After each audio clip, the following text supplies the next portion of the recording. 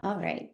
Hey everyone, welcome. We are so excited that you're here for the Method Free Masterclass. I'm Ashley and I'm the Coach Success Manager here.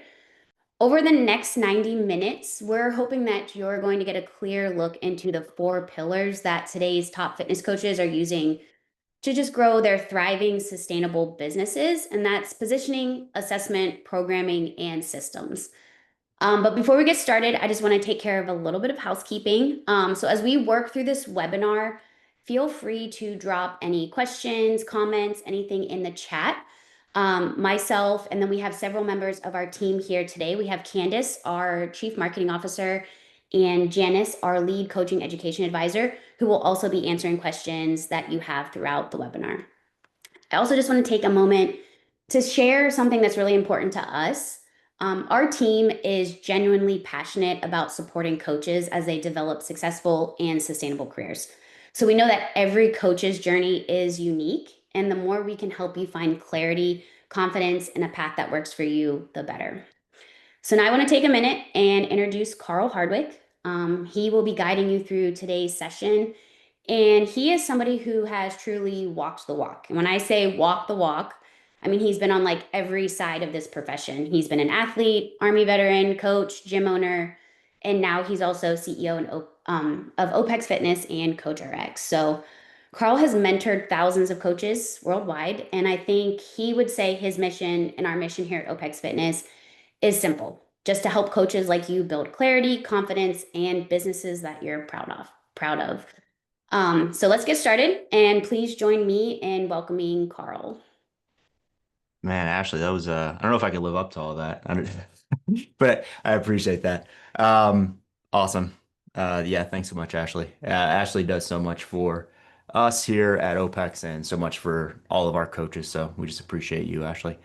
Okay, let's get rolling. So today we're talking about these four pillars of individual design coaching.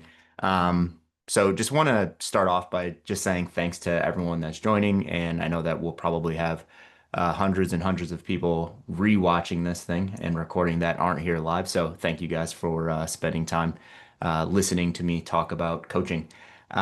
So to set the stage before we begin, I just want to talk about the well, let me take a step back. These four pillars that we're going to be talking about today, these are massive pillars. Like we literally go weeks that we discuss each one of these in the OPEX method in our education.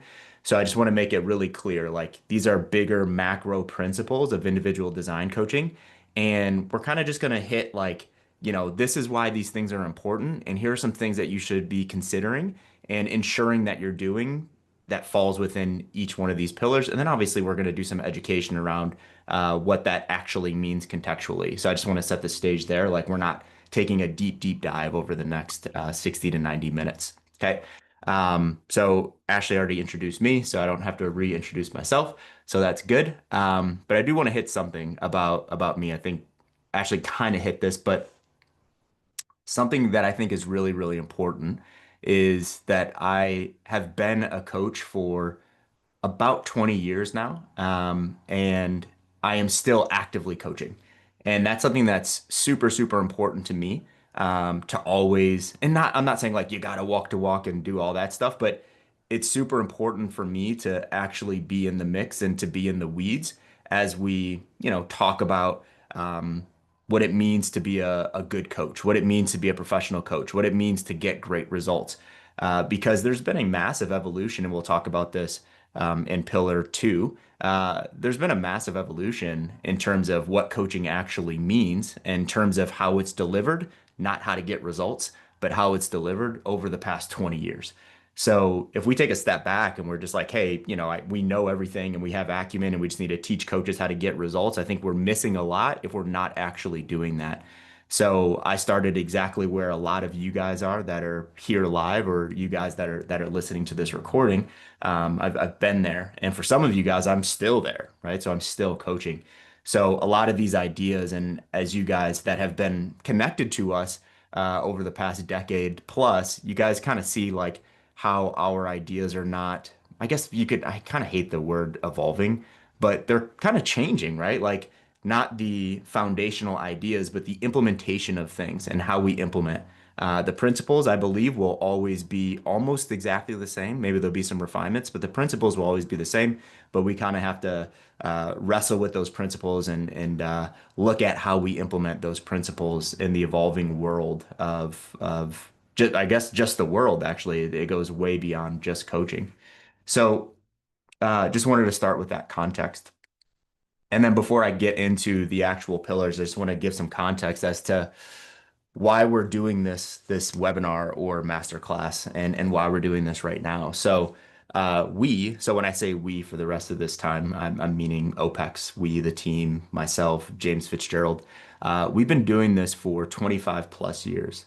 We've educated over 10,000 coaches. We've actually been saying over 10,000 coaches for probably 4 years now. So we might be we might need to relook at those numbers. We might be over 15,000 now, but we're definitely over 10. So we've educated over 10,000 coaches, and those coaches are coaches that have gone through our flagship education or parts of our flagship education. That's OPEX CCP. Like I just mentioned, there's been a lot of industry shifts. There's a lot of great information that is readily available. To be honest, guys, there's not much that you can't learn by just taking a deep dive into YouTube these days. So when I start talking about like there's been an evolution and a shift in how coaches learn and how coaches consume information, um, the biggest shift, in my opinion, is the amount of information that is readily available. And I think that's actually a really, really good thing. There have been many trends from everything needing a white paper review to give it validity to there's only one way to move, to eat, and to live a healthy lifestyle. So we're kind of navigating those trends right now. But what we're doing is we're doubling down on a couple things, guys. We're doubling down on number one, principles. So when I say truths, I mean principles. And when I say principles, I mean truths, right? So we're doubling down on those principles and truths. And we're also doubling down on connection. Okay. So we're going to talk about, very specific, tactical things like program design today. But what I'm going to attempt to do is to always bring that back to, okay, why does that matter, right? Like, how can we use those as opportunities to better connect with our clients? So we're just doubling down on those two things. Okay. And then we're going to talk a lot about value today, coach value. Um, Coach value quite literally is the purpose, our purpose as a company. Ashley hit it a little bit a couple minutes ago, but our word for word purpose as a company is to increase the value of the fitness coach. Okay. So it is literally to increase your value. Okay. So you guys that are watching this, it's to increase your value. That is our purpose. So that's why we're doing this masterclass. That's why we're reinvigorating what we're doing on the education side. And that's why we find it Hey, extremely. Carl. Yes, Ashley. Sorry, I just want to interrupt you for just a second. We are not able to see you on screen. I don't know if it's the way that we're sharing. So they can see the slides, but we're not able to see you talking. So I just want to, I didn't know if I needed to interrupt you and it will like, now if you start talking, if it'll come back up or if we need to do something with your share screen. Oh, somebody else can, they said they can see Carl. Zach said he can see Carl. It's Hmm. probably a good thing if you can't see me. No, I'm joking. Yeah, Maybe, it might be settings like maybe someone needs to like whatever however they're viewing the webinar that could okay, that could also affect what they're seeing. okay. Can I just, because yeah, Zach can see. Keith said he can't see. Are there any other people who can see? Can you just drop in the chat if it says Let if me do this. Let me stop sharing my screen and then I will share my screen again. okay. Lots of people can't see Carl. So just in case you lose me again, just take like a screen grab. I don't know if you want to. It's This is what it looks like. All right, let's see this again here. all right. All right, can you guys see my screen and me now? Um, Still no Carl. No, no, no. Just screen. Okay. And I have it set to side by side with speaker. Says they can see both when you talk, some people. So it might be a personal setting that people have. Let's try. Okay. Now can people see? Okay. All right, we are good. We're back on. Okay. We're good now. There we go. Awesome. Sweet. Okay, where was I? Let's get into pillar number one. So I was kind of wrapping up this whole idea of value of the fitness coach. Quite literally, that's why we do what we do. So we have this webinar for that. We create the products that we create for that. And we're always asking ourselves the question, is doing this thing or doing these things actually going to help the coach? So you guys will be the judges of that. But that's why we're doing what we're doing. Okay. So let's get into it. Okay, so pillar number one is going to be positioning. Okay, so this is referring to how you position yourself to prospects as well as to your current clients. But they should be the same, right? But it's how are you positioning yourself to prospects or the market and your current clients. Okay. How you define yourself will go a long way in how others define you. So I think that's really important to start with. How are we defining ourselves as coaches? Because we need to be really, really clear on that before we can expect someone to define us in that same way or a similar way. Okay, so that's quite literally positioning. Okay, so we use the word coach over the word trainer as we believe words and definitions are extremely important. Okay, so as you'll see here, it says trainer versus coach. And this isn't to say that you can't call yourself a trainer. I just want to give you guys context as to why we use the word coach over the word trainer. So, we'll talk about a definition of a coach or our definition of a professional fitness coach here in a second. But if you're super clear and resolute on like, this is why I call myself a trainer or whatever you call yourself, we're not saying that that's wrong. We just want to make sure that you guys understand exactly the way that we see that coach. So when we talk about we want to increase the value of the fitness coach, this is what we mean. Okay. So what is a coach? So excuse me for a second. This will be the only time I think during this webinar that I'm just going to read from the screen. Okay. So a professional fitness coach is educated and experienced in delivering consistent success and results to their clients. They deliver unique value to each of their clients, ensuring that they earn a full-time wage, making it possible for coaching to be a full-time career. They also move the profession forward by teaching their coaches and clients how to be autonomous in and out of the gym. Okay. So that's a very specific definition. We get that, right? So a typical definition of a coach is something like a person who provides training, guidance, and instruction to help others achieve specific goals or just to improve their skills. So that's very broad, and we wanted to get really specific on like, okay, what does a coach do? What are they? Do they have acumen? Yes, they have to have acumen or knowledge. What is their goal with their clients? It's, in our opinion, it should be to teach their clients. So when we use that word autonomy, guys, all we mean by that is you need to teach your clients what you know so that when they are gone or when you are gone, they will continue to do those things and they won't just go out and look for the next best thing. Okay. So it's quite literally teaching your clients how to do what you're doing. Okay. So what's the difference between a trainer and a coach? So based on this definition, a trainer is concerned with giving you a workout for physical transformation. A coach is concerned with teaching you how to live your life for long-term vitality and autonomy. Okay, so just coming off of this, just think about from a positioning standpoint and from a personal definition standpoint of what you're doing. Do you have acumen, right? Like, do you have the education to do what you need to do and to create transformation in your clients' lives? Are you experienced delivering consistent success and results, right? Not just like sparks in the bucket, right? I get it. Sometimes we just get lucky with clients, right? You onboard a client that's never done this before. You give them like some back squats and bicep curls and like muscles start growing and they see great results. It's like, yeah, I get that. But I mean, are you actually experiencing consistent results? Okay. Are you earning what you want to earn from a financial standpoint? Do you teach your clients with an aim in mind? Okay. Do you set an example for your clients, or are you actually doing what you're asking, are you doing what you're asking your clients to do? So all of those things are really, really important. And then moving to point number two, clarity, authority, and impact. Okay, so this is coming off of or sitting inside of the fact that we need to be really, really clear in how we're positioning ourselves in the market. Okay, so number one, clarity. Okay. Know who you are and what you stand for. Okay. So what do you actually do? What outcomes can clients expect from working with you? And then who do you want to work with? Right. We need to be extremely clear on those things. What are we actually doing? What outcomes can all of your clients expect? And who do you work with? Right. Really challenge yourself to get really specific on those things. I get it. Like there's a ton of coaches that can work with a bunch of different types of clients. I get that. But be really clear because remember, we're talking about positioning. Be really clear what kind of client you work really well with. Okay. And that might not mean like a specific demographic, like they're 35 years old and a male.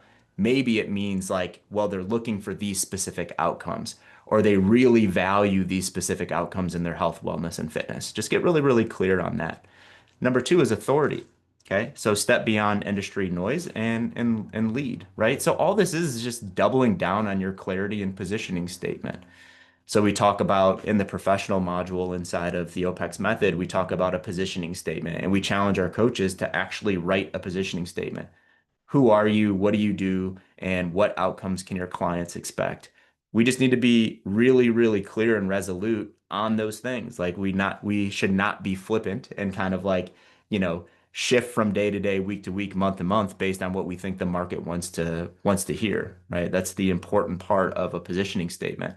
You need to be very, very resolute. That doesn't mean that you can never change your mind, but you need to be very resolute and very consistent there. And then the last piece here is impact. And I chose to intentionally put small here. So it says small client base, big ripple effect. I chose to intentionally put small here because, guys, we're talking to coaches that want to improve the lives of individuals. Okay. So we're talking about individual design. Okay. So our education, our technology, everything that we do is built to support the coach that's working with clients one to one.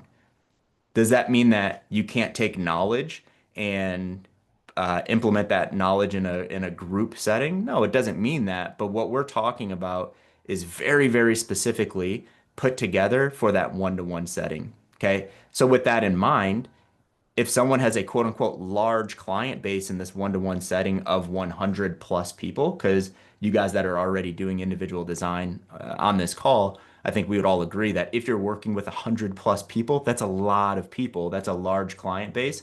But in the reality of things and the size of the entire market, that's actually not that large of a client base, right? Like you're working with 100 people, you're having an actual impact on 100 people's lives. So now to bring this back to reality, I think most people that are actually doing this full time are probably in the like 25 to 50 range, right? So that's even smaller than 100. So I just wanted to be really clear from this positioning statement. Like your positioning statement doesn't need to bring in thousands and thousands and thousands of people. You guys determine what success is for you based on how many clients you want to work with, and you reverse engineer the math to understand what you're charging and how much money you need to make and all that stuff. But I just mean in the grand scheme of things, 100 people or less is not that many people in the entirety of the market. Okay. So this isn't bad news. This should actually be comforting. You have an opportunity to actually change the lives of 10, 20, 30, 100 people, right? And then I have that ripple effect on, right? Like if we're actually able to create autonomy and teach these clients what we know, they're going to go out into the world, into the market, and teach people that are close to them what you taught them. So this whole impact thing is actually very, very powerful because if you're working with 50 people, you can actually have an impact on thousands of people's lives based on that ripple effect. Okay. So in our final week of the OPEX method, Candace, our CMO, actually digs into developing a content strategy. And this is so closely related to positioning, right? It is positioning.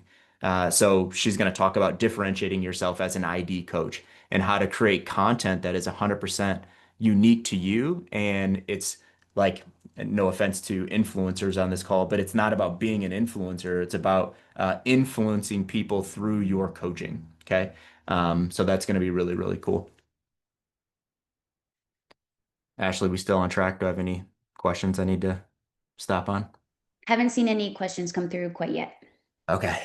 Awesome. All right. Next piece sitting inside of positioning is value, right? I've used this word a bunch of times today. Now I'm using this word as it relates to you guys individually, right? Like, how do we create a bunch of value to the people that you're working with? Or how do we create a bunch of value to the market that's paying attention to you so that they're convinced to actually give you a try, right? To come and work with you.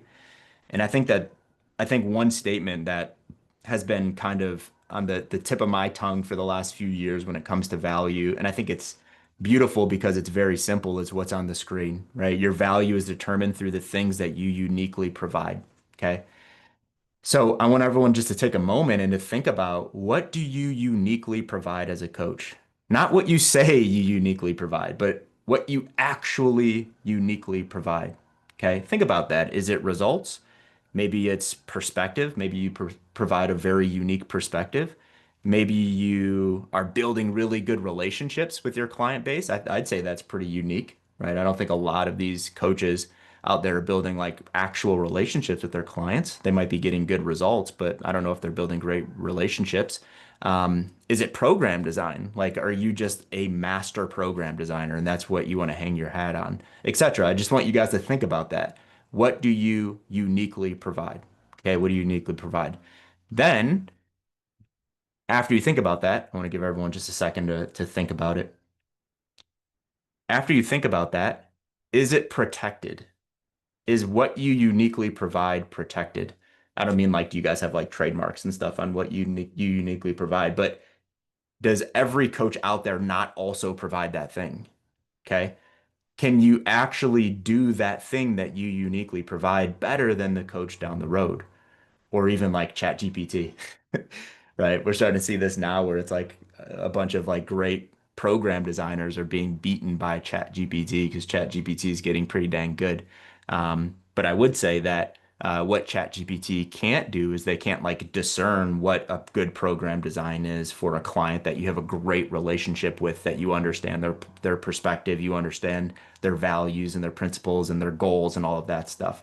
So just think about that. Okay. So your value is determined through the things that you uniquely provide. Understand what you uniquely provide. And then a little bit of a challenge. If you've been thinking about that and you can't think of anything that you uniquely provide, really hone in on that. You guys really need to think about what that thing is that you believe you can be the best in the world at. Right. And I know that's a big statement, right? Being the best in the world at something. But if we're not striving to be the best in the world at something, especially something in our own profession, it's like, what in the world are we doing? Right. So that thing that you uniquely provide, that thing you need to be like, hey man, I'm just going to dig in and I just want to get better and better and better and better at this thing, assuming that that's the right thing.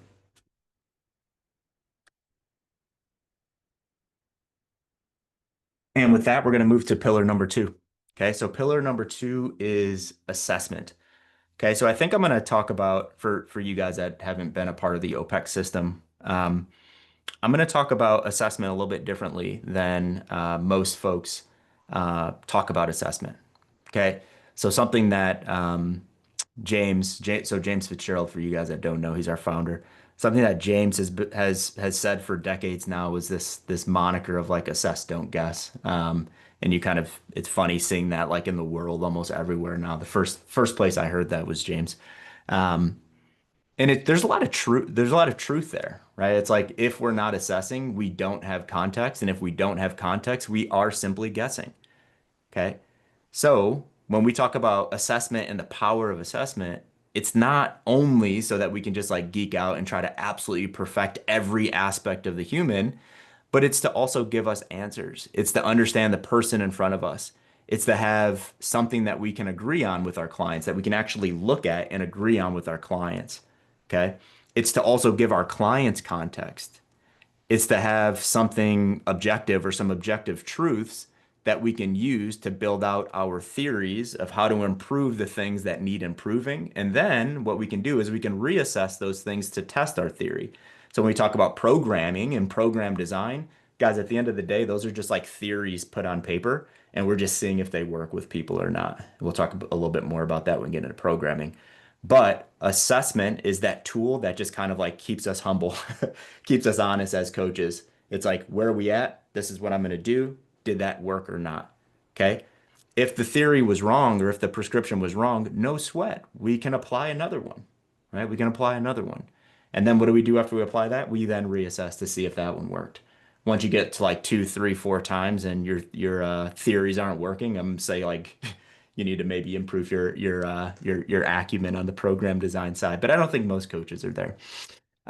So we always say that every client is a brand new N equals one, and that is so true. That is so true. If you guys understand what I mean by that, like every client that you onboard and start working with is so different than any client you've ever worked with before. There might be some similar characteristics or things like that, but the way that they respond to the work that you're giving them is so individualized to them. And that's a beautiful thing about this whole concept of individual design, right? Like we can't, if you're actually doing it, guys, and you're not just like copying and pasting from week to week, you can't get bored designing, like truly working with someone one to one. You can't get bored because you have no idea what the next week is going to bring or what the next cycle is going to bring. So, assessment is where this all starts. An assessment is a powerful tool for every coach to hold. And then when we start talking about like what is a good assessor, we talk about things like it's a coach that's really good at noticing things. It's a coach that's a good listener, good at asking questions. It's a coach that's not a perfectionist, right? Because if you're a perfectionist, you're just going to be pulling your hair out and you're going to be frustrated because there's never going to be anything that ends up perfect. It's a coach that has the ability to use discernment or the ability to judge well. The best way to obtain these skills, there's two things that stick out to me. Number one, have a system. We're going to talk about our system today, but have a system and then assess a lot. Get a lot of reps in, right? That's how you get better at assessing. Have a system that you can use dozens and hundreds of times and then just do them a lot. Okay? Just keep doing them. Keep doing them, keep doing them, and then you'll be a much better assessor. Some areas that we assess. So I'm going to talk about three areas specifically. But before I get into these, I actually want to hit something else that falls into assessment that I don't have on a slide today. And that is conversations or consultations. Okay. Conversations and consultations are a great method of assessing. Okay. It's a great it's a great environment to ask clarifying questions. It's a great environment to make sure that your assumptions are correct about that individual, assuming we're all doing like intake forms and stuff like that. It's a great way to confirm or deny some of the things that we see on that intake form.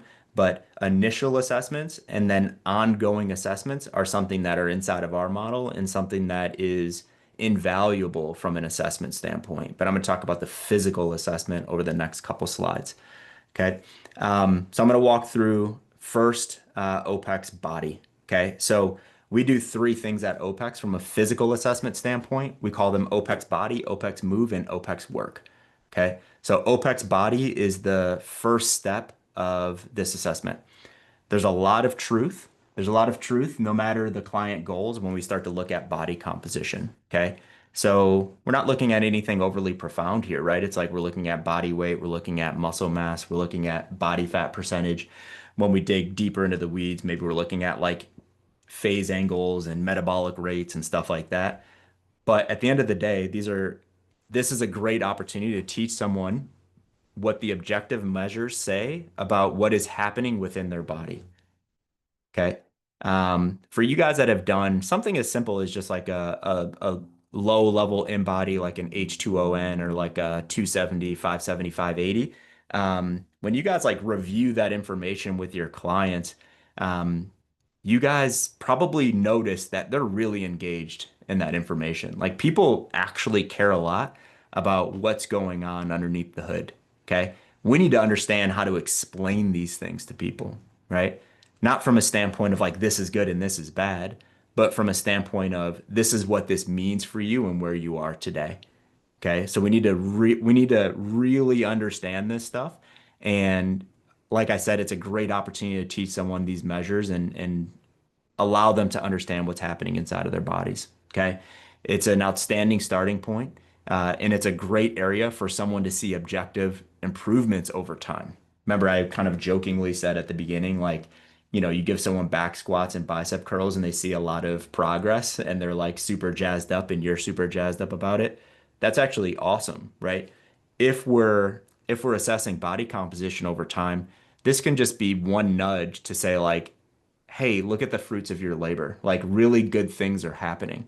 Okay. And this could be like that thing that gets someone fired up to continue to do the thing. Like we shouldn't get so hung up on this where this is the thing that this is the only reason people are moving. But sometimes people just need like these objective like nudges, like, hey, look, what we're doing is actually moving the needle a little bit. And then that'll get them to that next stage. So that's the first part of our assessment is OPEX body. Next, we go to OPEX move. Okay. So here we're identifying capabilities through functional patterns of movement. Okay. So here we're assessing the 6 movement patterns. Okay. So we talk about squatting, lunging, bending, pushing, pulling, and using your core. So all we're doing here is trying to identify where someone is. There's a lot of truth in this assessment as well, right? And the effectiveness of a movement screen in my opinion, is its simplicity. So we're not going down deep, deep rabbit holes. There might be people on here that are awesome movement screeners, and you go down those deep rabbit holes. We're not doing that when we do OPEX Move. What we're doing is we want this assessment to provide us with a nudge to determine what each and every client is capable or not of, and then that's going to inform what we're giving them in resistance training. Okay.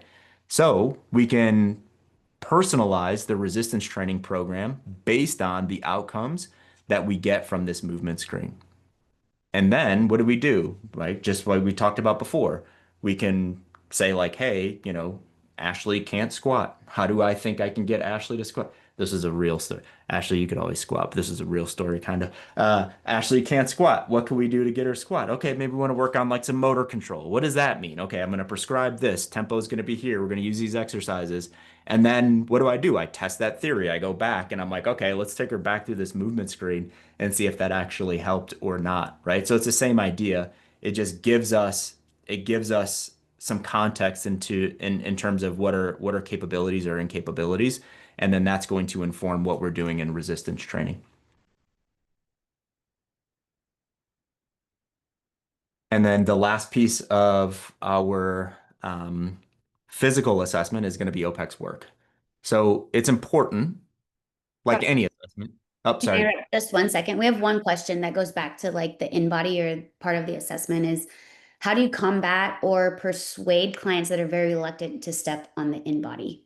Yeah, I think that's a much deeper conversation. I think there's no answer where you're like, do this and everyone's going to be comfortable with it. What I would say is, whoever asked that question, what I would say is dig into why, number one.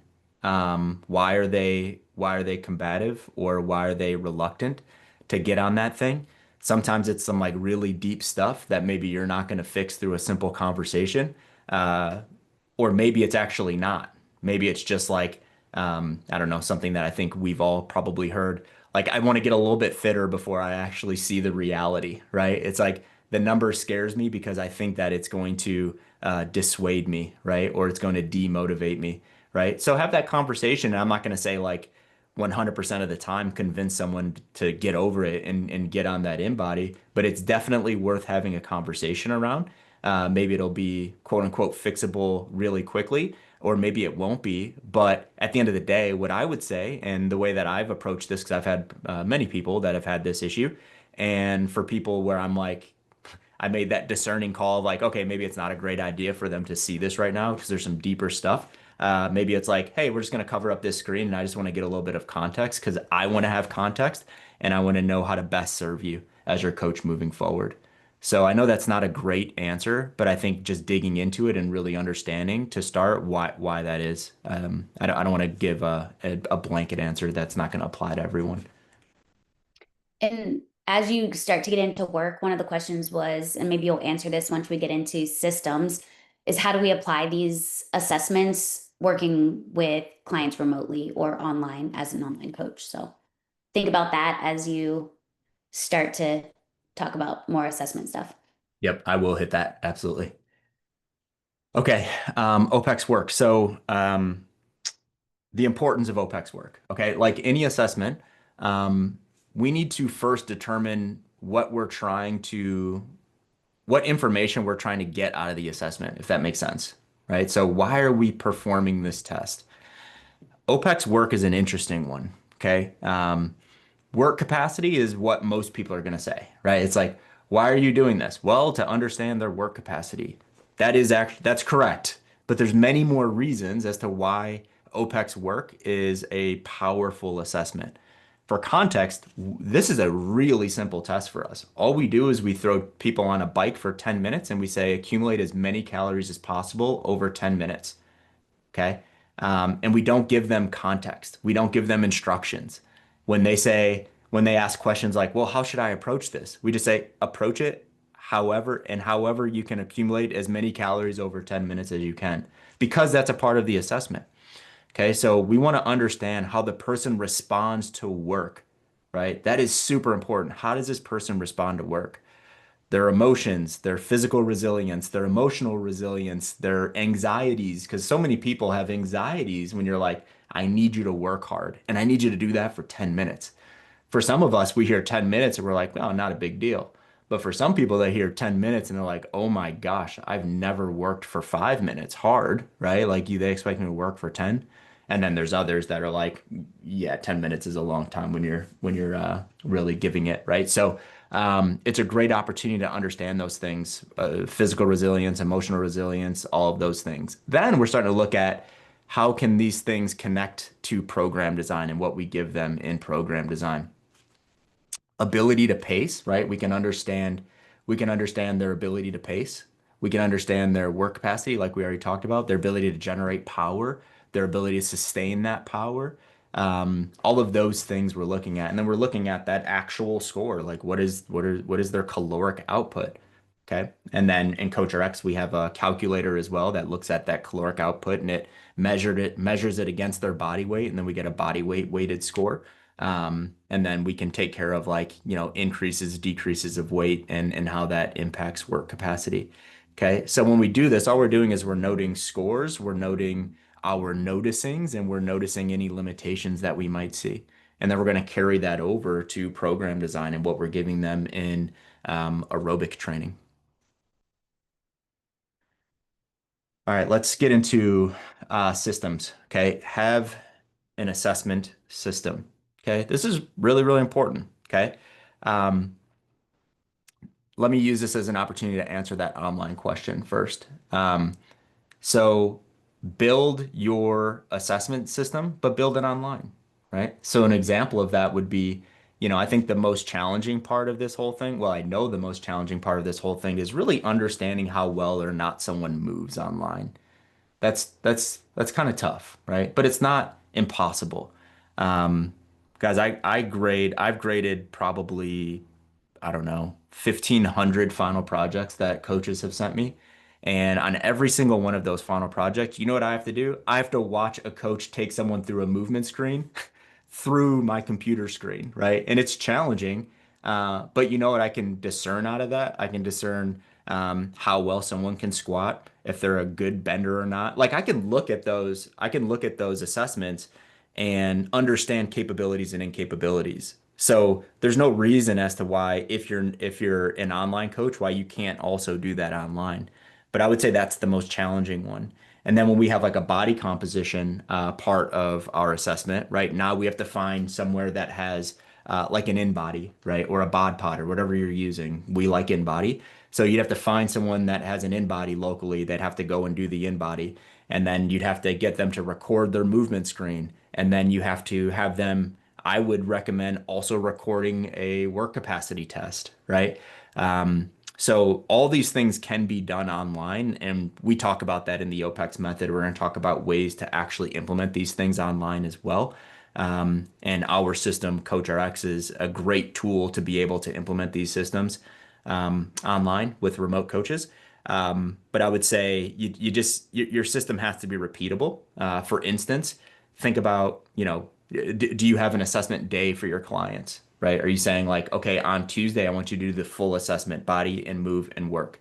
And is that possible? Because they might have to go across town to like find an in body and then They have to, get behind a computer and do the movement screen, so on and so forth. So it's doable, but all I would say is that just create a replicatable system. And then for our online coaches that are coaching people online, and um, they might be like what we would call like local remote clients, where you have the ability to actually meet with them. I would highly, highly, highly suggest doing as many of these assessments as you can in person. Okay. Assessments and consultations in person. We're starting to see a lot of online coaches that are focusing in on and honing in on local remote coaching. And it's good. It's obvious, right? Like retention is going to be better because you actually have a physical connection with those people, even if it's not every day. You get to see them in person, and then you get to use tools in CoachRx like our Loom function and stuff like that to actually be able to give face-to-face, quote unquote, feedback. So that would be my recommendation there. An assessment system.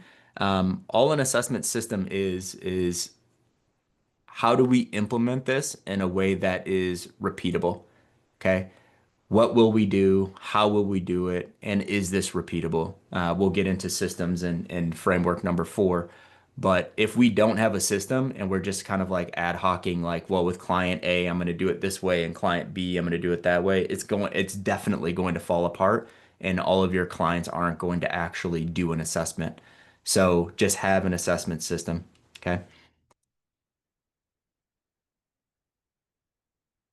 And then final piece, assessment and how our assessments actually increase our value as coaches, right? Number one, they provide our clients with context. Anything that we can give our clients that they're like, oh, well, that was kind of cool, right? I always think that that's a good thing, right? So assessments, it's a no-brainer for us as coaches because it actually gives us direction in what we should do with people. But a lot of clients actually appreciate the time, energy, effort, and context that assessments also give them. So that's increasing your value in that client's eyes. Okay. It allows us to personalize our clients' designs, really going back to that moniker, assessing, not guessing. And it allows us to deliver unique value because if we have unique information regarding a client, we can now provide them unique value. And it's interesting, guys, if you think about it, you might give two clients the exact same program because that's just the program that they both need and are going to see that we think they're going to see success in. But when we can connect the A, B's, and C's differently to client A versus client B and connect it to why it might be good for them to do that, that increases your value because it's unique to them. It's unique value to them. So having an assessment is definitely a must-have in increasing our value and what we're doing as a coach.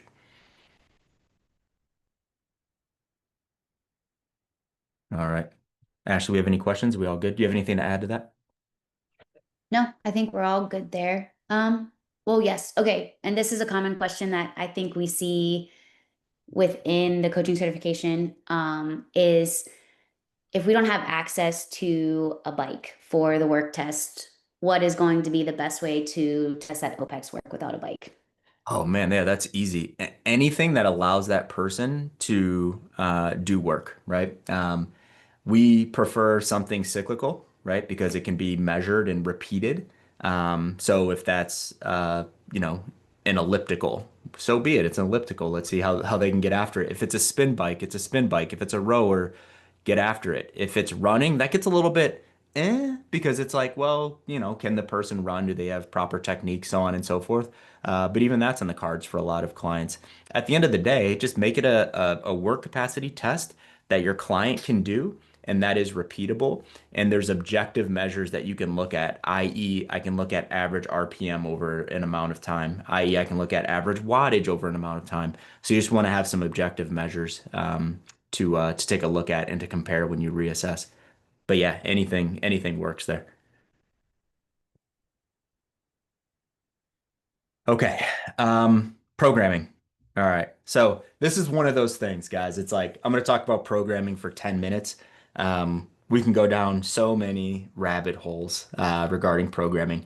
Like literally, I think I'm putting 3 weeks of discussion that we talk about in the OPEX method in the next 10 weeks, but um, I'll try to do my best with hitting the most important pieces. I just want you guys to understand, like contextually, what does it look like to have a system of programming? Okay.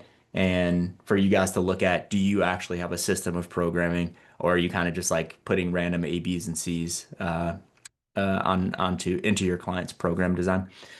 Okay, so we can talk about all the assessments and positioning all day, but at the end of the day, I think everyone agrees that clients want results. Are we all on the same page there?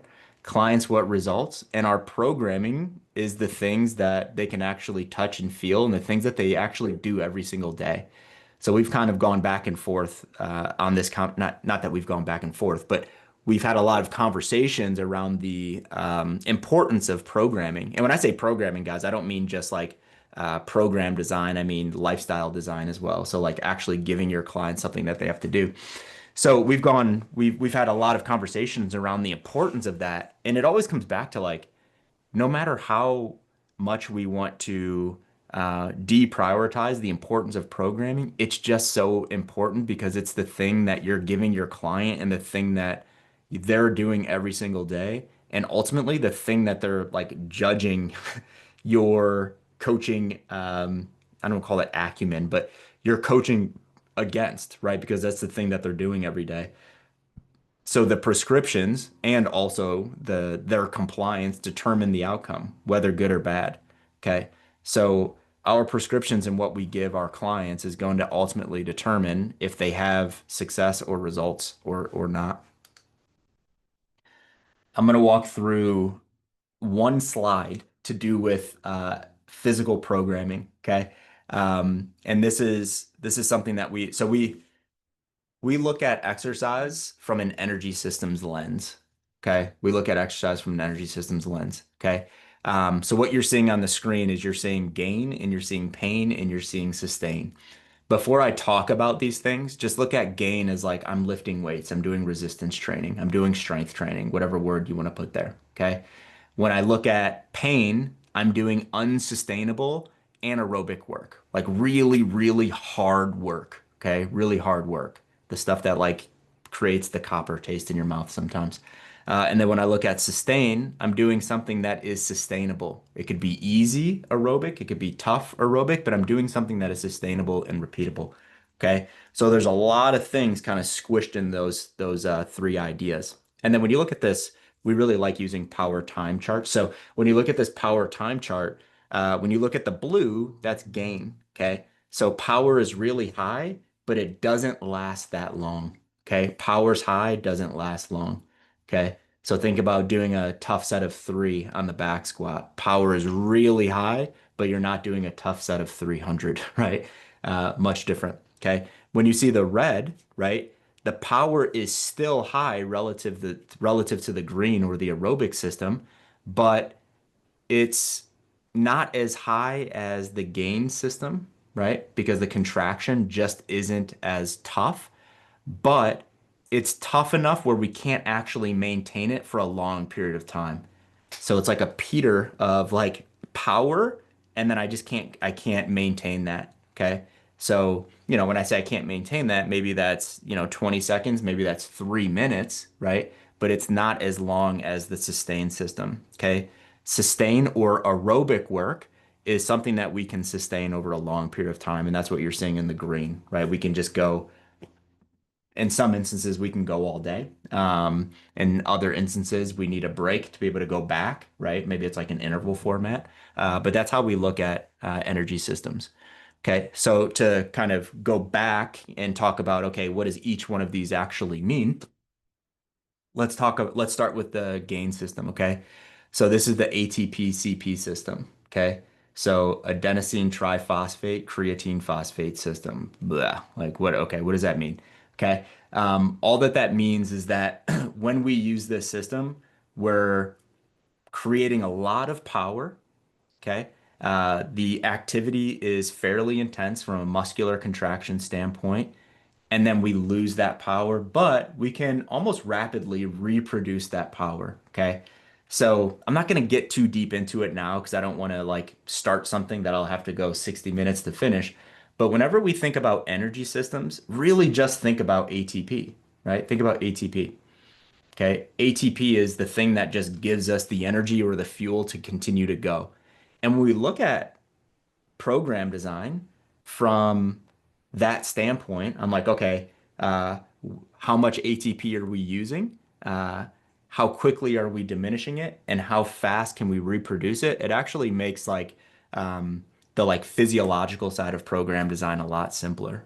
Okay, so when we use this gain system, we tap into that ATP system at a very high level, and we diminish it at a very high level, but we could also replenish a high percentage of it as we rest, right? So think about doing that tough set of three on the back squat, resting 3 minutes, and then repeating that tough set of three, right? So maybe the ATP CP was at like 100%, and then when we rest it's at 90-92%, and then the third set it's like 80-90%, but it's not at 10%, right? Like we can rest and replenish it. Okay. Then we go to the pain system. Okay. So pain, this is unsustainable. It's glycolytic, and we call this middle zone work. So you guys have probably heard the concept of polarized training methods, right? If you've heard that concept, it's the principle that we should do things that are on different sides of the spectrum, right? We should do things that are like quick and intense, right? But we can recover from, and then we should also do things that are longer and easier. Okay. So when we look at this power time chart, the polarized principle would tell us that we should do gain and we should do sustain, but we shouldn't do a lot of pain because that's middle zone work. So when we do middle zone work, it's high enough power for a long enough period of time that it's just very difficult to recover from. So we have a and we've been in this camp for over a decade.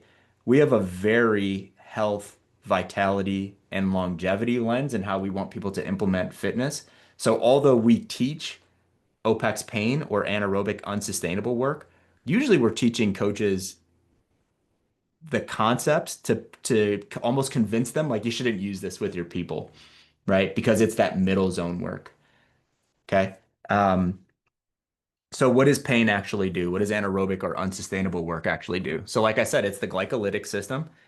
What it does is when we do this work, we're converting stored carbohydrates into glucose, and then that's producing ATP through glycolysis. Okay. A lot of things going on there, right? It's challenging. It's really challenging physiologically on our system.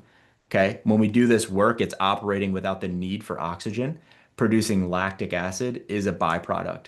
And when I say things like that, it's operating without the need for oxygen. Like take that with a grain of salt because we're always using everything in all types of work, right? There's no such thing as us doing work truly without oxygen, okay? It's just what energy system are we biasing? In this pain energy system or anaerobic energy system, we're biasing glycolysis, right? We're biasing the glycolytic system specifically. I say all that to say that it's extremely demanding and it's very challenging to recover from. So if you give your clients too much of this work, it's going to be really tough for them to recover from this. This is where we start to see a lot of burnout. This is where we start to see hormonal issues with people. This is where we start to see, this actually combating against other goals. So if you're like, oh, I want to get stronger or I want to grow muscle mass or I want to feel better, but I'm also doing a bunch of pain work, it can actually butt up against those goals. So we got to be really, really careful with those. Okay. And then finally, we have sustain. Okay. So sustain is sustainable, it's oxidative, it's lower power. Okay. I put the ER in parentheses there because you can actually still do aerobic work or sustain work and it still be tough, right? Everyone imagine 30 seconds on, 30 seconds off for 20 sets, right? That can get pretty tough. But if we're at like, 300 watts, 300 watts, 300 watts times 20, it's sustainable, it's repeatable, but it's tough for aerobic work. Or we can go 60 minutes and we can cycle for 60, right? Power is going to be a lot lower, but it's still the same system. Okay. It's still the sustained system. So it's called the oxidative system. Why? Because we're breaking down glycogen, we're breaking down fats, we're breaking down proteins with oxygen to create that ATP. Okay. And this is through cellular respiration. Okay. Um, this is actually slower ATP production compared to the other systems, but it sustains energy for a long period of time. And that's why it's represented with this lower power, but elongated line at the bottom of the screen. Okay. So those are the three energy systems. There's a lot of things inside of those three energy systems, but that's how we frame program design. And then we take deep dives into each one of those to actually understand how we implement that with folks. One thing that I want everyone to take away from, a couple things that I want everyone to take away from this 10-minute conversation is think about polarized training, right? Think about giving your clients as little as possible while still seeing progress and results. Okay.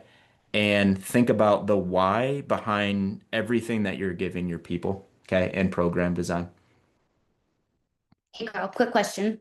Yep. I know we dig through this, like going through all the content in CCP when our coaches go through the experience, they actually have to talk about nutrition before they experience each of these energy systems. So we do have a question that's talking regarding nutrition prior to like OPEX pain work. Like, would you recommend more carbs during that? Or is it, I mean, ideally, I would say it's relative to the client and how they handle food and things like that prior to exercise. But what are your For thoughts? for OPEX pain specifically. Yeah, well, the question is, should we eat a lot of carbs before the workout so that our body has enough energy to do all the intensive exercises?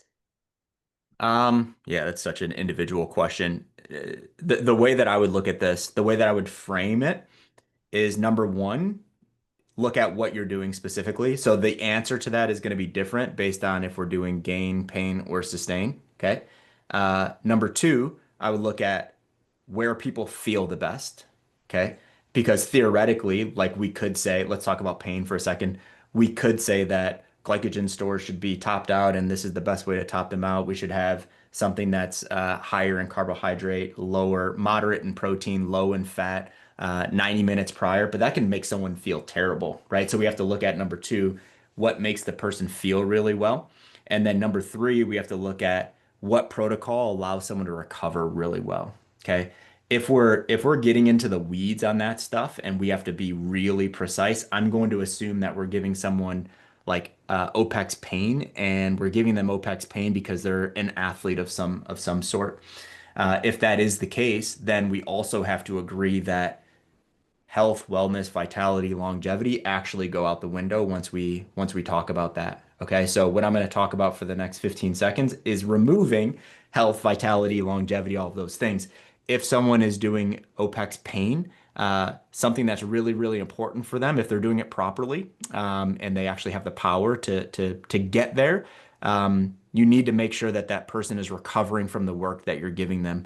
And sometimes, and it depends on the volume of the work, but sometimes the only true way to recover from that work naturally is to put a bunch of sugar in the body, right? So if someone's doing like true OPEX pain, like a 60-minute session, right? So I'm talking about like 1 to 12 work rest ratio, and that's over 60 minutes.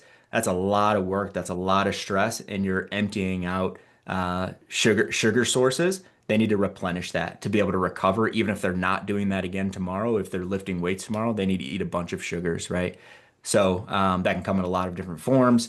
But I'm more so talking about the recovery aspect, and I'm talking about that specifically rather than the pre-workout aspect, because what we've found over the years is that the pre-workout aspect isn't really that important, because like when we start talking about nutrition and nutritional timing, like once we start getting to like what should you be doing 2 hours out, we're kind of just like we're kind of not seeing the forest through the trees. I think we should talk about like stores and what's stored, right? Because we don't go through and empty stores within 2 hours of a training session. So I would actually think more about what do you do after the training rather than before, outside of thinking about does the person feel good coming into that training session.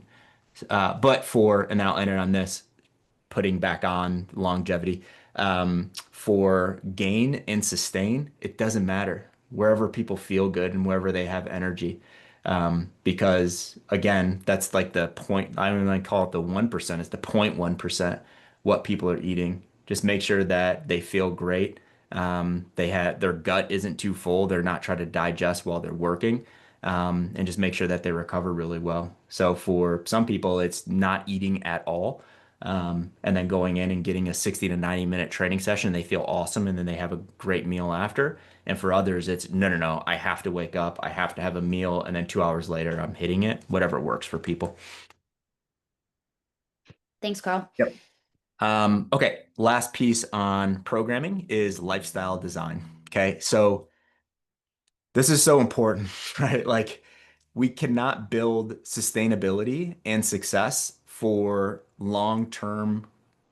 We can't build success in a long form, long-term manner on a shaky foundation of habits and behaviors, right? No matter what we're doing and whatever the person's outcomes are, right? It's like if someone wants to feel good and you're just giving them a bunch of gain and sustain work, if their habits suck, they're going to not have any success, right? If they're not sleeping, if they're not fueling, and when I say fueling, I'm not even talking about like, they're eating like precise macros and this and that. It's just like, are they eating like high quality foods and they're eating enough of it, right? If they're not sleeping 7, 8 hours ish a night, those things, right? Like BLGs, what we call basic lifestyle guidelines, those are the base. And if those things aren't there, everything else that's stacked on top of it is going to come crumbling down. Okay. So we have to be really steadfast in our lifestyle and behavior prescriptions. Okay. If we skip these basics, all the prescriptions that we do outside of these are quite literally band-aids. Okay, quite literally band-aids. Okay, so that's just so, so important to understand, especially when we start talking about how do we get results in exercise. We had a webinar last week with our CCP coaches, and we talked about one of the things that we talked about was what is good program design. And we talked about one part of good program design is the ability to recover from the stimulus that you gave the person. Okay. So you can have an awesome program design, but if your person isn't able to recover from that stimulus, your program design is terrible, right? Because it's not going to get results. So we can't forget this stuff. So when we start talking about BLGs, we're calling these things alignment and energy and fuel and movement outside of the gym and sunshine and digestion and sleep. Okay. So this bottom portion here on this slide, we call this life, right? So in CCP, we talk about life and fuel and person. Fuel is more talking about nutrition. Person's talking about advanced protocols. Here, these are BLGs. Okay, so this is what I'm talking about right now, the foundational stuff, the stuff that's really, really important. And we start talking about goals of these. I just wanted to give you guys a little bit of insight because I think it'll help you guys wrap your head around what I'm talking about and what we talk about with our CCP coaches. We talk about like what is the guideline and what is the goal? Okay. Alignment number one. Okay. Our intentions in and out of the gym really clear. I think that's really, really important. Imagine starting to work with someone and just giving them a program, right? And they're just like going and doing that program, but you have no agreement on what success is. You don't have context, things like that. So number one, we have to make sure we're in alignment.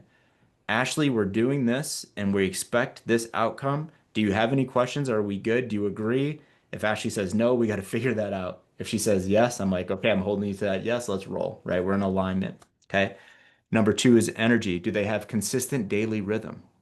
Number three is fuel. Are they eating good enough? Right? Are they hydrating? Okay. Do they chew their food when they eat it? Right. So we call that food hygiene. That doesn't mean you clean your food. That just means that you're in like a stable, calm environment and you're able to chew your food and digest properly. My wife yells at me when I don't clean fruit. So maybe I need to improve my food hygiene there too. Okay. Um, movement. Okay. Are we moving our bodies at least 30 minutes per day? Sunshine. Do you get at least 15 minutes of direct sunlight every day? Sleep. Are you sleeping at least 7 hours per day? Digestion. Do you poop one time per day minimum? And that poop is of high quality. Okay. Just Google Bristol stool chart and look at quality of poop. I wish I had a slide. It's always fun talking about poop. But just give some context. Okay. Here's some goals from a BLG standpoint.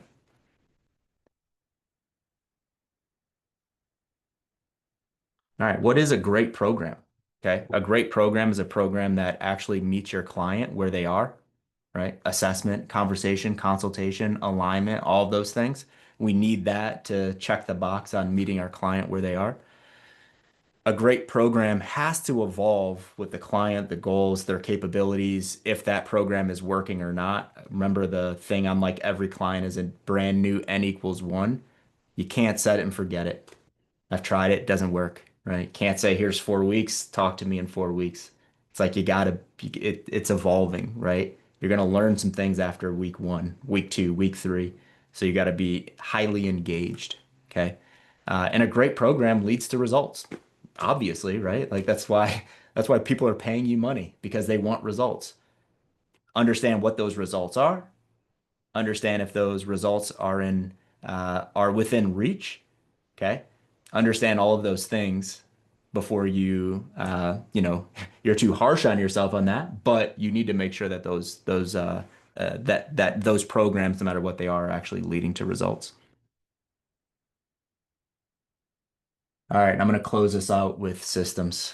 Okay, so this is pillar number four. Pillar number four is all about your systems. Okay, so our systems will determine our success or a lack of success. Okay.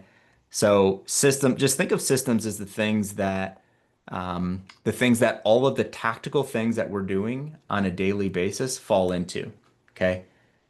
Right. So if you work within a calendar, that's your system, right? Like that's your productivity system. Okay. If you work within CoachRx, right? That's your training system. That's your coaching system, right? So all the things that we're doing from a tactical standpoint, those have to fall within some kind of system, whether you know it or not. Okay.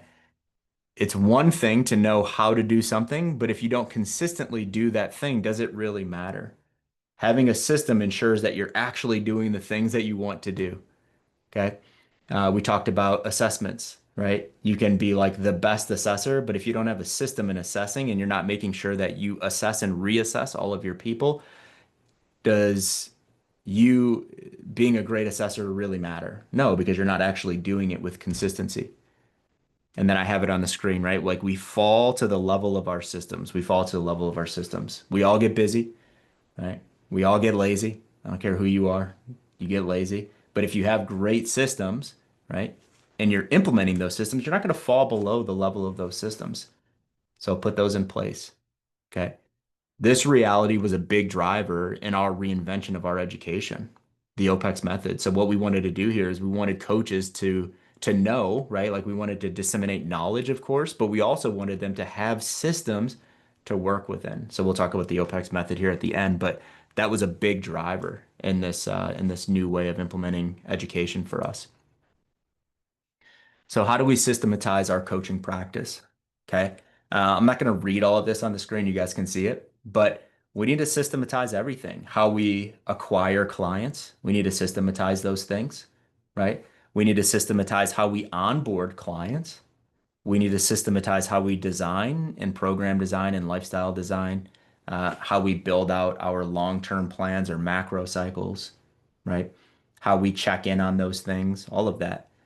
We also need to systematize our relationships, right? How do we have conversations with our clients? When do we check in? How often do we consult with them? What do we ask inside of those consultations, right? All of those things sit inside of those systems.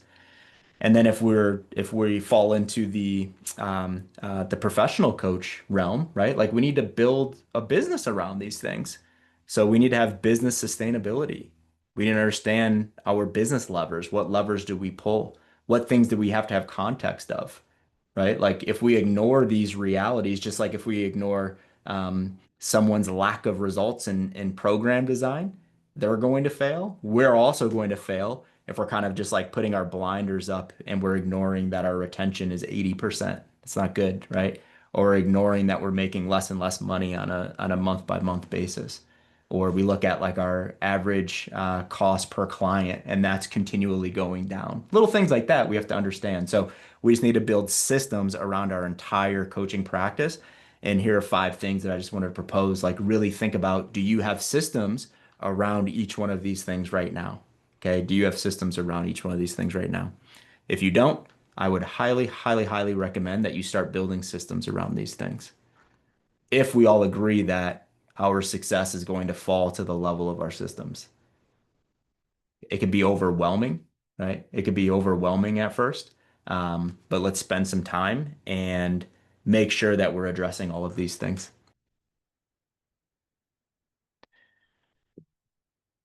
We believe to have a great system, it's built on a couple things. Number one is knowledge, right? Like we have to understand what we're doing. That's super important, but it doesn't end there, right? Like it doesn't end at just like knowing things. We can also leverage technology. Okay. Technology is literally where we implement, especially today, right? Where do you actually do the thing? Okay. The delivery mechanism where we can build our system. So right now we're in a really good place where we can actually start to leverage technology and all of these technological advances to make it easier for us to build our systems. Okay. And then finally, the methodology, right? We can also um, increase our ability for our systems to be more sustainability by creating a method. And when I say a method, guys, don't think I'm thinking like cultish, right? Where I'm like, there's only one way to do it. No, no, it's just saying a method is a way to do it. Okay, so this is how you're implementing inside of it. So we definitely have to have the knowledge. We should definitely be leveraging technology, and we should definitely have a methodology or how we're implementing all of these things.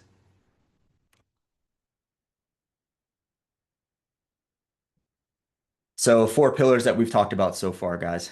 Okay. Positioning ourselves as a professional coach and providing unique value. Assessing, we're not guessing, right? We have context. We have objective measures that we can build our designs off of and that we can measure success or not based off of. We have programming. We design great programs to get great outcomes. And then systems. We fall to the level of our systems, and we have to make sure that our lack of systems is not the reason that we fail because it takes time, but it's so easy to build great systems now because there's so many tools out there and we provide a lot of them, but there's so many tools out there where we no longer have a reason to not have great systems. And a great system is a system that works great for you at the end of the day. It's simple and it works great for you.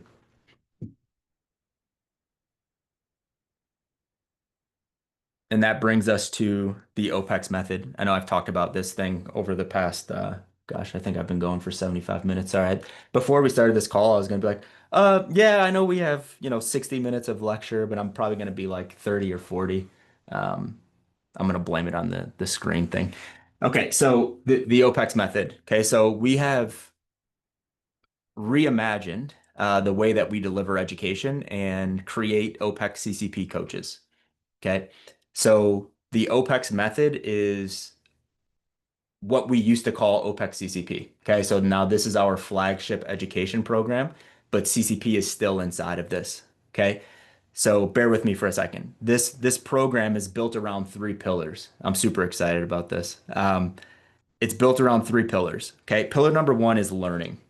Pillar number two is coaching, and pillar number three is connecting. And what we did is we actually built the curriculum or how we implement the curriculum based off of these three pillars. Okay. So we learn. How do we learn? We learn through weekly labs as we go throughout the system. Coaching, or sorry, weekly lectures, not labs. Coaching, that's where we go through the weekly labs. And then connecting, we have weekly office hours. Okay. So to back it up, so what we're doing is we're helping coaches build their complete individual design practice in 10 weeks with assistance from our full team. So it's all hands on deck here. Okay. So when you sign up for the OPEX method, you get the full CCP curriculum. So everything that you've gotten before. Okay. So that's our digital books. That's all online content within LearnRx. Okay.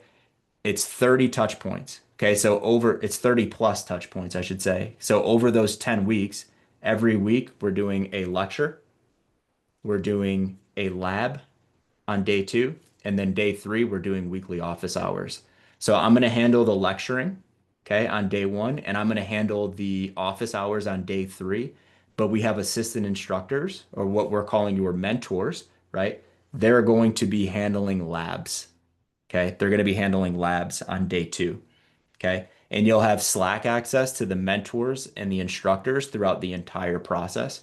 So if you have a question on like, okay, how does principle A connect to my specific use case and how I'm coaching, i.e. the question we got on online coaching, it's like we're going to hit that in the lectures, but you're also going to have direct access to your assistant instructor that's been a CCP coach for a long time and that has built a very successful business implementing these principles that are going to be helping you along the way. Okay. So we're going to do 2 weeks of marketing systems and strategy, and this is brand new. So our last program was 8 weeks. So what definitely wasn't as many touch points, but it was 8 weeks. We've added 2 weeks to add marketing and system strategy with Candace, our CMO. So we're super excited about that. Like I said, you're going to be assigned that one-to-one mentor. With the OPEX method, you're going to get 13 months of LearnerX included. So LearnerX, we have thousands and thousands of hours of continuing education content and exercise, nutrition, lifestyle, behavior, business systems. So you'll get access to that for 13 months.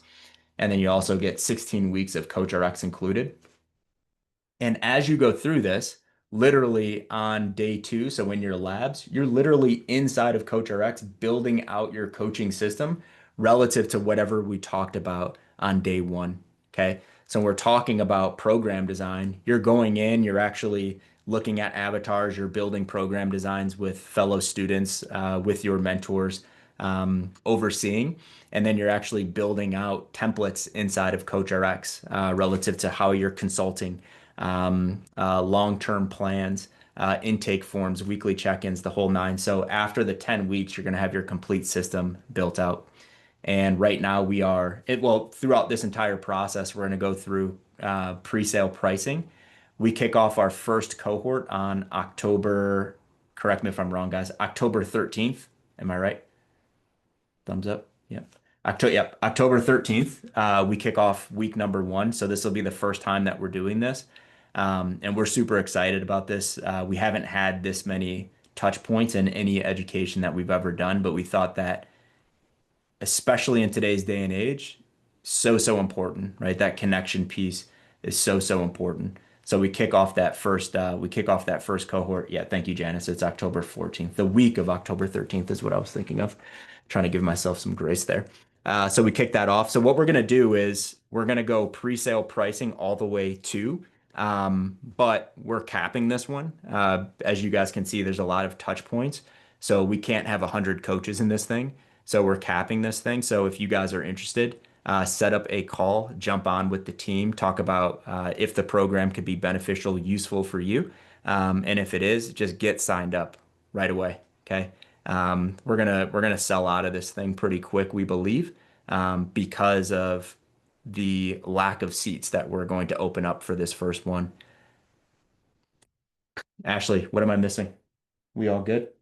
Yeah, we just had a question that I was responding to in the chat. Somebody asked, like, what experience or entry level knowledge skills do you have to join CCP? And I was just saying that we've had coaches with 0 years experience to up to 20 plus years of experience who have gone through CCP just to either start their coaching business or refine the systems that they already have and just become more efficient and effective in what they're doing.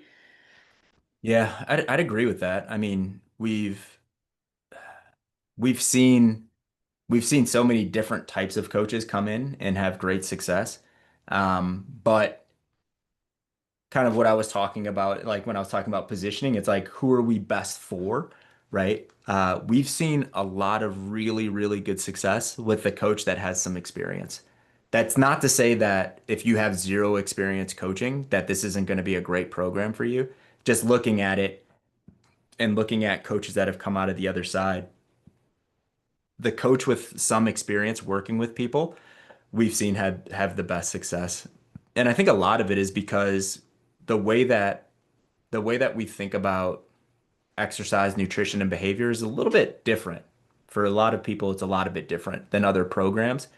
And just for someone to have like context of like, oh, well, I used to do it this way, and now I need to reimagine why I should do it this way with the context of how they used to do it. And then the context of like, well, have you thought about this? Or maybe like this would be a different perspective. I don't want to say a better perspective, but a different perspective. We've seen a lot of like aha moments with those coaches that have had some success. But yeah, that's not to say that you need a bunch of success to jump in. But I think too, like what makes this course so much different is the relationship building that you're building with your clients. And I think that's what's helping coaches become even better at what they're doing. Yeah, So absolutely. Awesome. Any other questions? Any thoughts? there was one question back at the beginning that asked about when we were talking about assessment in the in body, and it just asked if we had, do we always only recommend the in body, or did we have a preference about the Hume body pod, which I've never heard of the Hume body pod, but maybe you have more experience with that Um, one. no, I don't think I have. Is that a specific brand? Hume? Neil asked that question, and I'm not sure. But I'm also not very educated in scales other Yeah. than in body. Yeah, what I would say is, yeah, what I would say, guys, is anything that allows for consistency. Okay, so the reason why we really like InBody, number one, like all things being equal, it's like, okay, let's do like a DEXA or bod pod or something like that, but it's so inaccessible for so many people, right? From a pricing standpoint. But when we look at, other bioelectrical impedance machines, InBody is the best because how close those stack up to like DEXA scans and things like that. Number one, but number two, because they're really consistent when you do them correctly.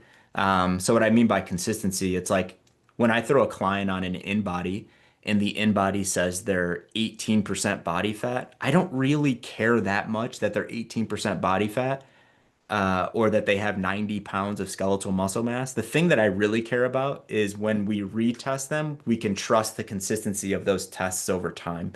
So if that machine, if that bod pod, that Hume bod pod is consistent, I would say, yeah, that's a great option. But we've used so many of these things, guys, and InBody is just like way, way, way better than any other like lower barrier, quote unquote, machine that we found. So that's why we just stick with InBody. Consistency is so important. Thank you. And then Janice has just been dropping in the chat the link that anybody, if you are interested in jumping on a call with Janice or our other coaching education advisors, just to chat through any questions that you have, if this is the right course, they're there to help you kind of answer any of those questions, guide you through, just like you would if you were coaching a client, what's best for you. So they're definitely going to help you with that. That link is in the chat. Um, and I think I haven't seen any other questions really come through. Um, on on the uh on the CCP th I know we have CCP coaches. I assume we have CCP coaches on the call. We do have very, very special pricing for CCP coaches to go back through CCP. So if you went through the oldest version of CCP back in 2009, 2010, or even CCP in 2020, if you want to experience this new approach and how we're going through CCP now, yeah, still book a call because we do have some great pricing for past CCP coaches. We have Jeff just asked, he is finishing up CCP with one-to-one mentorship right now, and he's asking how this is different. Yeah, good question. It's the approach is different, but I actually wouldn't recommend going back through this unless you're like just super interested in going back through and re-experiencing it, especially if you're just finishing up. Um, it's more the lab experience. So, when I say I don't recommend, I think it's based on what you value within the course and the approach, right? Like if you're like, "Oh, I really value the lab experience that I didn't get in the one-to-one," it's like, who am I to say that it's not worth it for you? The from the lecture piece, we're going to be talking about a lot of the same things that we're talking about, but it's going to be spoken of in a much different way. And then we're adding the 2 weeks of marketing on the back end. So if you're like, oh, that's super valuable to me, it might be worth jumping back in. And then the office hours as well, which you got a version of that with the one-to-one because you were literally on one-to-one mentorship calls. So if you value those things, I think it'd be worth it to jump back in. If not, and you want to give it some time, yeah, do that. And maybe Candace can drop in the chat too, just for him specifically going through one-to-one, maybe the resources that she's putting out in her Marketing for Fitness Professionals podcast might help with those 2 weeks of marketing systems that they might not be getting with that one-to-one mentorship. So there is some resources for that too. Yeah, and Candace did drop that. So could you explain what, or give another example of the lab, like what the weekly lab would be? Yeah, for sure. So week one. Okay, so week one, I'm going to lecture on consultation. I'm going to lecture on behavior principles and some things to think about and building great relationships with your clients. That'll be on Tuesday. On Thursday, you'll jump in with your small group and you guys will re-hit those principles and then you'll actually get to work, right? So what does that mean? It's like you're actually going to be building intake forms. You're going to be building consultation forms inside of CoachRx. And you're going to be implementing the things that we talked about on Tuesday. So just kind of take that times 10 weeks and you'll be doing that for all 10 weeks. So what we don't want to do is we don't want to like leave you quote unquote hanging on a Tuesday lecture. So imagine today, if we're like, okay, now we're going to come back on Thursday and we're all going to get into small groups and we're going to make sure that we're implementing all four of these pillars in our coaching practice, right? That's what we would do on Thursday. So whatever we're talking about on Tuesday, we're not leaving you hanging. We're actually going to build that out inside of your system. Your system will be CoachRx. We're going to build that out in your system on Thursday. So some weeks it's just a bunch of doing, right? Practicing program design, looking at others' program design, your assistant instructor looking at your program design, giving you feedback, so on and so forth.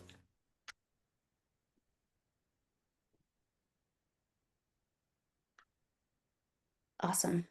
I think there were some questions about pricing, but Candace is sharing the CCP page with all of our pricing information on there. And then if you do jump on a call with a coaching education advisor, they will also go over any payment plan options that we have available for the pre-sale pricing as well. Um, One question was, would I have to attend all learn, coach, and refine lectures? Just knowing that life happens and sometimes there's conflicting schedules. No, absolutely not. I mean, we want you to be there as much as possible to get as much value out of the program as possible. But no, yeah, you're not like kicked out of the program if you miss a day. Well, and all the lectures will also be recorded and we'll upload the lectures. It's just the labs and the office hours will not be recorded. Yep, exactly. Um, don't see any other. Oh, so all of the calls, lectures, lab, and office hours are all going to be at the same time. So it would be Tuesday, Thursday, Friday, and that is 1 p.m. Eastern time. Yes. Awesome. And then is there a question, like, I don't think so. So like if somebody would miss a lab, there's not a way to like make that day up. Like I could meet with somebody Yeah, like, you'll get sent instructions on what we did, and then you can send to your mentor. This is what I did. Like for instance, here are my consultation questions that we built on Thursday, but I wasn't able to make it. Can you give me feedback on these? That's exactly why we have complete Slack access, and you guys have direct access to the assistant instructors, as well as why we have office hours. So yeah, if you need any additional help there, Slack and office hours are available to you guys.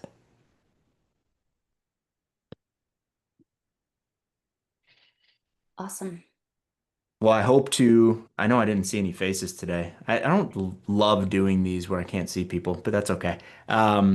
Would love to see as many of you guys as possible in October. I'm super excited. We've been working on this behind the scenes for quite some time, and I know anytime you do something new, you're like, this is the best way to do it, but we really feel like this is going to be a huge evolution in what we're doing and how we're delivering education. And we think that because we think it's going to be super beneficial to the coaches that are going through it. I've said this through a couple iterations, but I'm like, man, when I went through CCP, if it was done this way, I'd be such a better coach. I truly feel that even more with this one. Just so much support, so much connection, so many exchanges of ideas, and I think that's probably the most underrated aspect of this that we haven't talked about enough, in my opinion, is just the access to other coaching brains is just so important for new coaches, intermediate coaches, coaches that have been doing this for over a decade, as well as all the assistant instructors. It's just going to be it's going to be great. So looking forward to it and hope to see as many of you guys as possible in October. Yeah. Thank you, Carl. Thank you, everyone, for joining us today. Um, if you guys are interested in jumping on a call, click that link that is in the chat, or you can also find it on our CCP website. A recording of this will be sent out. So if there's anything that you want to go back and watch again or share with anybody, share with a coach that you think maybe would benefit from this as well, share that link. This will be sent out to you in an email after the webinar. So it was great. Like Carl said, I didn't see anybody either except for Carl. But yeah, so we're glad everybody joined us today. I know I'm jealous that I didn't get the OPEX method this way, that I got it the old fashioned way, but it does make my teacher brain happy, my former teacher brain happy, that way it's being implemented. So, but everybody have a great day, and we will see you guys next time. Yes, thanks so much.